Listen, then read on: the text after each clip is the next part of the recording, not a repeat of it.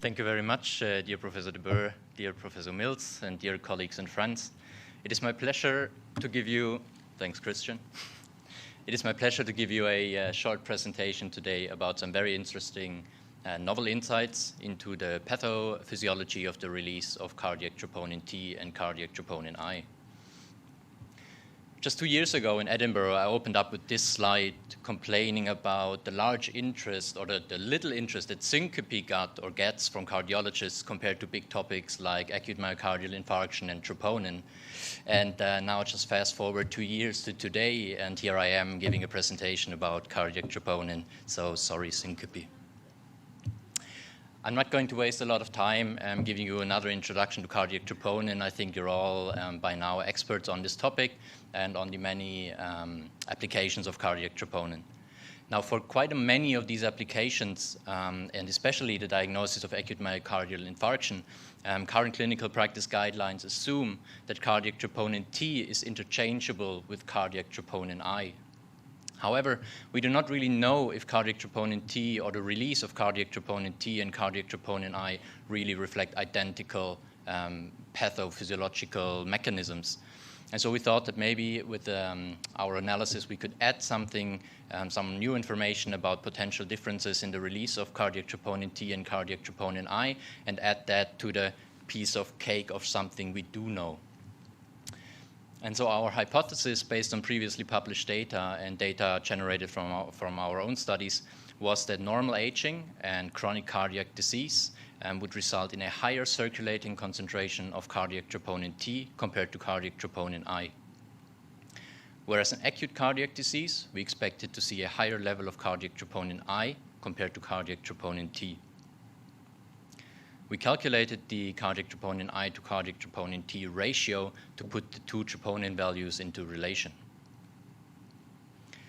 This was a pooled analysis of 3 large studies, including more than 8,700 patients. The first study was the APACE study that you all know by now. It's a prospective international multicenter study recruiting patients presenting to the emergency department with chest pain. There was the Basel 8 study, which is a prospective diagnostic single-center study recruiting consecutive patients referred for cardiac stress testing to the University Hospital Basel. And also there was the Maastricht study, which is a prospective population-based cohort study, and we used a portion of this study including only healthy patients. Now, very importantly, for all those 3 studies, there was a very detailed patient characterization, and every patient in these studies had a final adjudicated diagnosis of the presenting disorder. We used high-sensitivity cardiac troponin assays for this analysis. So for cardiac troponin I, we used the Architect assay by Abbott, and for cardiac troponin T, we used the ELIXIS assay by Roche. Patients with missing cardiac troponin values or values below the LOD of the respective assay were excluded from the analysis. And I would like to go to the results and like to invite you to listen very carefully, because you might be surprised about what you're going to see.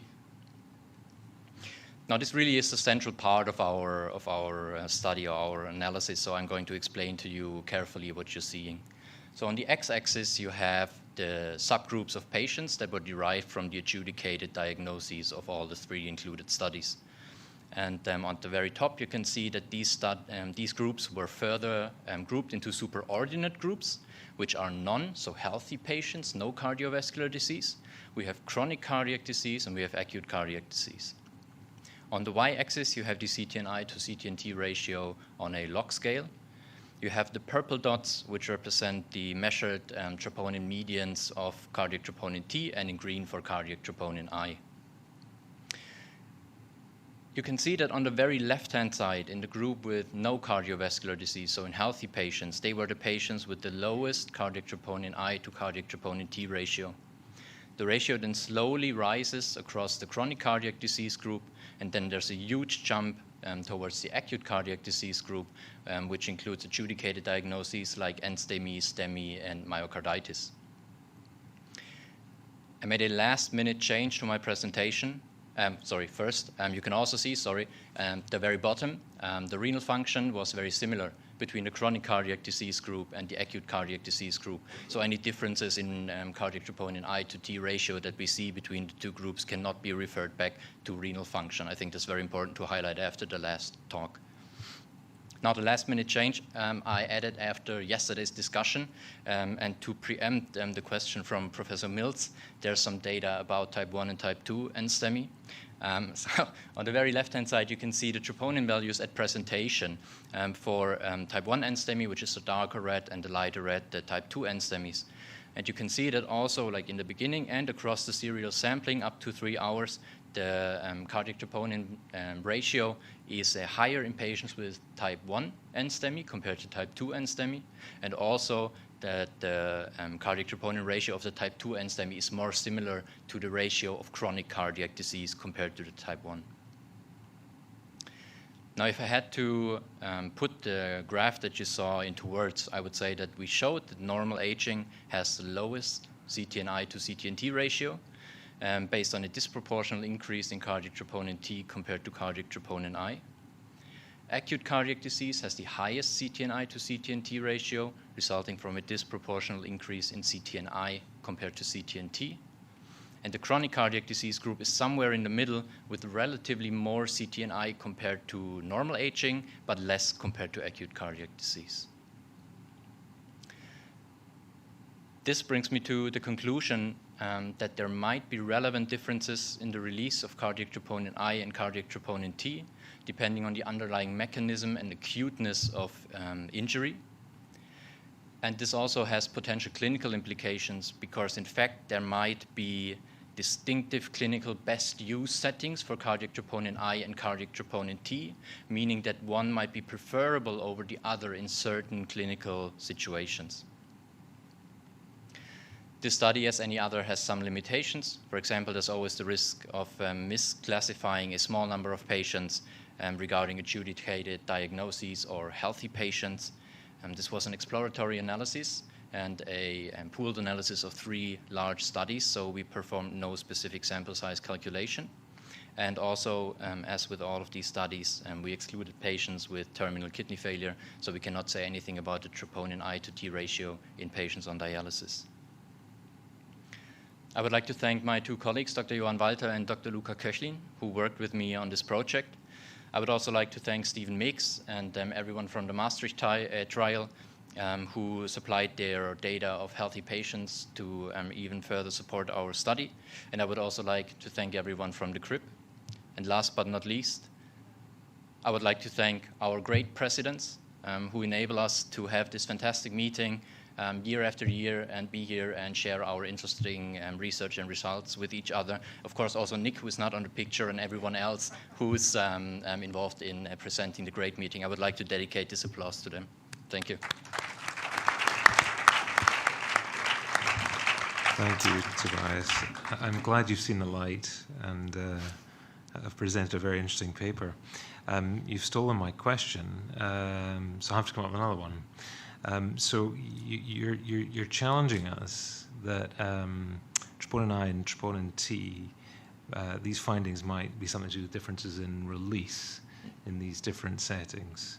I want to challenge you and say that it's more to do with the way we detect these proteins than it is to do with the release. Thank you very much for this question. I think it's very interesting that with cardiac troponin I and T, there's always this discussion about, like, is there differences in detection and what's with release and reuptake and everything.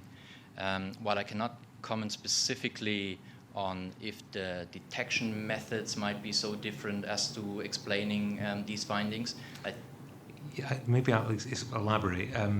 So they aren't calibrated. We also have some questions from the floor. We have loads of questions to the room. Yeah. Okay. Yeah. Or maybe we don't. Yeah, go ahead, please. Have we a question? A little in the same way, but in different. Do you think that there is difference in the intracellular organization according to TNT and TNI? So to my knowledge, it's 1 TNI for 1 TNT in the cell. So how do you explain that? Yes. based on the intracellular organization? Thank you very much. This is a very basic science question, and we looked at the cardiac troponin T and I molecular weight and about how they're being detected, and we did some calculations where we found a certain proportion that the method of how the troponins are detected leads to a certain proportion, and I don't recall the exact numbers, but like you would detect 1 troponin T molecule for every 2 troponin I molecules. But this is something that we just had a provisionary look at, and I cannot give any conclusive answer to this question. One more quick one. Fantastic talk. It was excellent. I had a quick question. On the acute side of the graphic you had, patients with acute cardiac disease without coronary artery disease seem to favour troponin T more. Can I ask, first of all, what are the diagnoses in this patient, and why do you think that's the case with troponin T? Yes, thank you very much. Very good observation. So this group was a group that included, for example, patients with sepsis and patients with cardiac arrhythmia who had a raised or elevated level of cardiac troponin, but the serial measurement did not reach significance, or it did not, for the respective assay, reach the defined threshold levels to be classified as type 2 NSTEMI, for example.